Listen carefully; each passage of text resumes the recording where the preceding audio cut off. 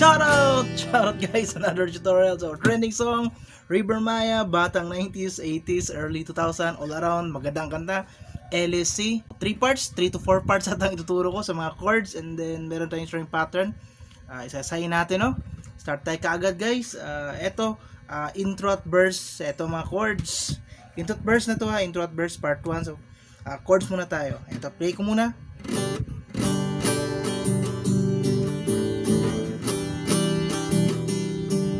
So G, basic na G, and then tapos timing natin, tanggal itong dalawa, and then lagay natin dito. So ang note, ang bass natin A. So itong dalawa lang, itong dalawa lang guys, para sa third and second string, third fourth string, ipitin natin dito second fret. Okay, third and fourth string, then ang bass ay ito. And then ang third chord ay E minor 7. So itong dalawa pa rin. This time itaas dito sa dalawa. So mula dito, then dito. Okay? So mula sa third at fourth, and then fifth at fourth, okay? And then D. So ang i-timing natin, timing intro verse o intro verse. Ganito ang string pattern naman. Down, down, down, up, down, up, up, down, up, up, down, up. So timing talaga natin, no? Medyo mahirap to sa mga nag-umpisa kasi timing eh. Yun natin na. Down, down, down, up, down, up, up, down, up, up, down, up. So, pagka doon, abrain lang natin. So, E minor 7 kagad. Okay? So, kaya na bala mag-timing, di ko maituturo ang eksaktong timing. Kasi nasa sa inyo yan at mapapractice nyo yan hanggang masanay kayo. Play natin ulit. Then D. So hanggang kayo na bala mag-timing guys hanggang masanay kayo. Up, down, up, up, down, up, down, down, down. So yan ang first chords. Verse at intro yan, intro verse. Yung bago automatic na ang luha, nanananating gabi. Then hanggang doon sa chorus part, yung kumapit ka. So doon tayo, gawin natin dalawang 2 lines doon, dalawang linya na lang para di kayo masyadong mahirapan. So ito ang first chord, ang unang linya. Play ko muna. Kumapit ka kaya akin ang ikaw ay maitangay sa kalayaan natin. So C, G, ulit C, G, then A minor, then G, then C, then G, then E minor. So yan ang first line. Ang first line ay 8 chords. Ang iba doon ay binalik, inulit pero first line yun, 8 chords ang ating pipindutin. So play natin ulit G,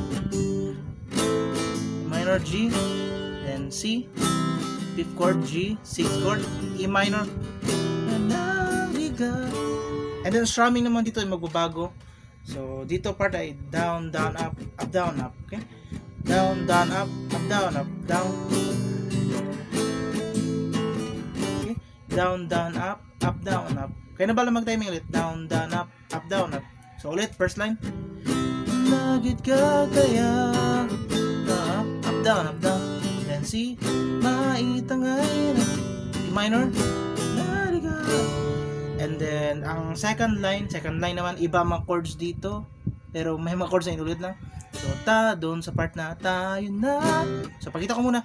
Tayo na.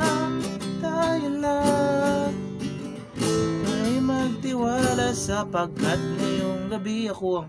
So C pa rin, then G pa rin, then A minor pa rin, then G pa rin, then C, at ngayong gabi ako, then F.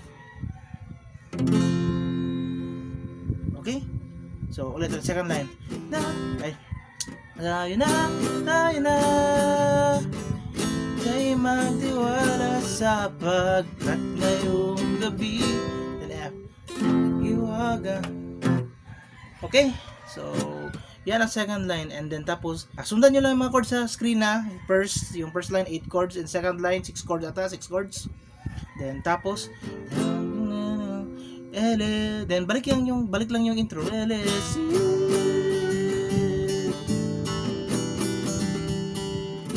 balik lang, no? And then, repeat lang guys. Repeat yung intro, verses, at chorus. Then, pagkatapos ng second chorus, repeat lang yun mga chords ginamit natin.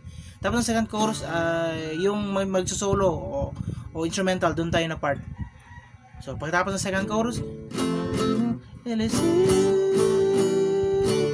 yung part na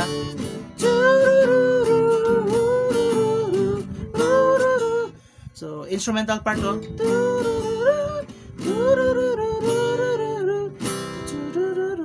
So, ang chords ay C, then G, then A minor, then G. So, A minor yun kasi pinakinggan natin ng maigi.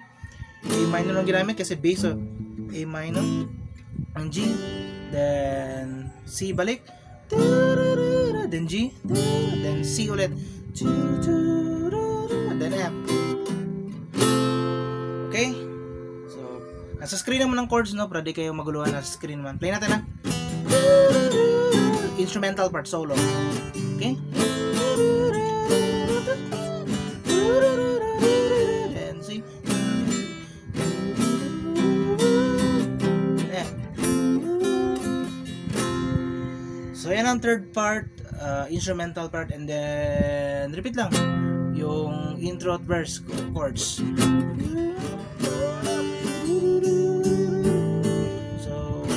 Repeat lang guys. Repeat na repeat. At yan lang naman ang mga chords, 3 parts lang. At ang mahirap na siguro ang strumming pattern para sa mga nag-umpisa.